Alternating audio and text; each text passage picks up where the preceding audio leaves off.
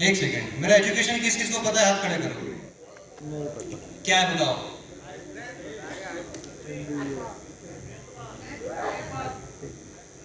मैं भैया 10वीं पास आदमी हूँ और 10वीं में भी मेरे को मैथ्स में ना 33 नंबर आए थे और मेरे को ये डर लग रहा था कि कहीं फेल हो गया तो वही धोती कुर्ता पहन करके कथा करवाने फिर जाना है। बोले सत्यनारायण भगवान की जय।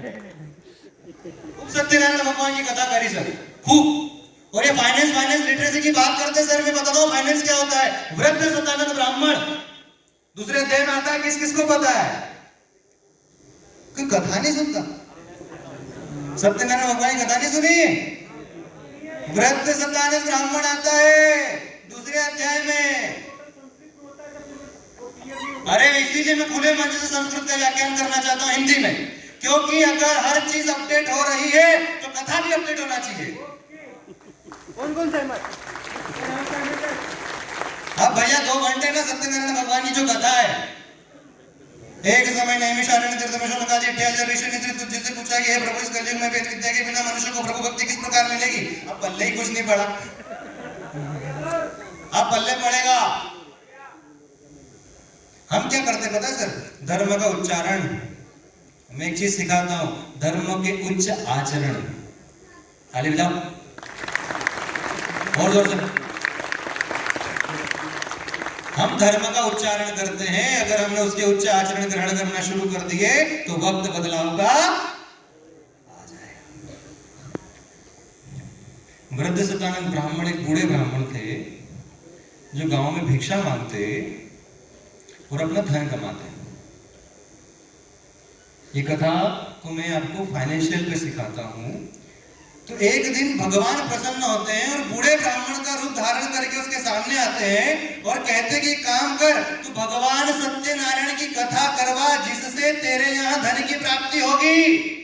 अच्छा एक बात बताओ, कथा करवाने से किसके किसके यहाँ धन की प्राप्ति हुई? हाथ खड़े करो जरा। करो करो करो। फिर भी भगवान ने क्यों बोला? वृद्ध सतानंद ब्राह्मण ने फिर भी क्यों बोला कि तू एक काम कर, सत्यनारायण भगवान की कथा करवा जिससे तेरे धन की प्राप्ति होगी? उसके माथे पे कर्जा रखा। और एक बात बता देता हूं मैं सक्सेसफुल लोगों की, जब आप जर्नी को देखोगे तो जिसके जिसके माथे पे कर्जा रखा है उसने अपने आप को पुश किया है और 10 गुना ज्यादा मेहनत करके अपने कर्जों को दूर किया है। वृद्ध सतानंद ब्राह्मण के सिर पे कर्जा रखा। क्या कर्जा है? कि कल सुबह उठ करके सत्यनारायण भगवान की कथा करवाना है। अब सत्यनारायण भगवान की कथा को करवाने भैया मेरे जैसे पंडित जी दक्षिणा भी तो लेते हैं, फ्री में थोड़ी करता मैं। मेरे भले बीवी बच्चे नहीं, पर घरवार तो है। दक्षिणा लगती है, सामग्री लगती है, कंकु अक्षत हल्दी फिर गुलाल मेहंदी सिंदूर नाड़ा वाड़ा सब, लाल कपड़ा सफेद कपड़ा सब लगता है, सुपारी खारा बादाम लौंग इलायची सब लगता है, केले लगते हैं, दूध दही घी शक्कर शहद सब लगते हैं सर। अब पंडित जी ने सोचा, वृद्ध सतानंद ब्राह्मण ने, कि भैया गांव में मांगने जाता हूं, उससे तो मेरा घर चलता है। अभी सत्यनारायण भगवान की कथा की सामग्री खरीदने के लिए पैसा चाहिए, चाहिए कि नहीं चाहिए?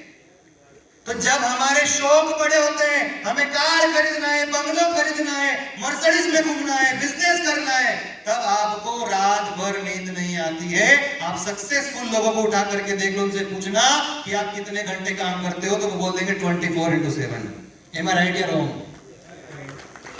तो हाथ खड़े करो भाई।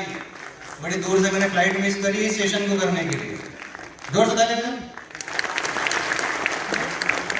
बोले सत्यनारायण भगवान की जय। भगवान की कथा भी मॉडर्न तरीके से करेंगे अपन। वक्त है बदलाव का। सर उनके सिर पे बोझ रख दिया। अब बोझ रख दिया तो रात भर पंडित जी को नींद नहीं आ रही है। अब पंडित जी क्या सोच रहे हैं? यार एक गांव में मांगने जाऊं, माली समझ में आती है? एक गांव में मांगने जाऊं तो मेरे घर का खर्चा ही निकलेगा, सवेर की चाय बनेगी और शाम की रोटी। अब क्या करूं? तो अब उनने क्या करा कि जो आलसी आदमी 6 बजे उठ के गांव में मांगने जाता था, वो 4 बजे उठ गया और पहले एक गांव में मांगा जिससे घर खर्चा निकल गया, फिर दूसरे गांव में मांगा क्योंकि कथा करवानी थी, दृढ़ संकल्प था। एक इतिहास उठा करके रख लेना, सक्सेसफुल आदमी वही बना है जिसका संकल्प दृढ़ रहा हो। दृढ़ संकल्प लिया था कि मैं कल सुबह उठकर भगवान श्री सत्यनारायण की कथा करूंगा, मतलब करूंगा। और जो व्यक्ति ऐसा दृढ़ संकल्प ले लेता है कि मेरे 1 मिलियन फॉलोवर होना चाहिए या मेरी 100 करोड़ की कंपनी होना चाहिए या मैं ये बन करके दिखाऊंगा, अगर दृढ़ संकल्प है कोई आपको नहीं रोक सकता। बहुत बढ़िया। बात में एड ऑन करना चाहता हूं सर, मुझे वो गाना बहुत पसंद है जो सिखाता है। हम गाने कौन से सुनते हैं? अरे हमारे गाने सुनने की प्रवृत्ति बताते थे कि हमारी सोच क्या है। अब ऐसे ऐसे गाने सुनोगे तो ऐसी ऐसी हरकत करोगे, थोड़ा हंस भी लिया करो, मुस्कुराइए आप लखनऊ में। और तो नहीं हो रहा?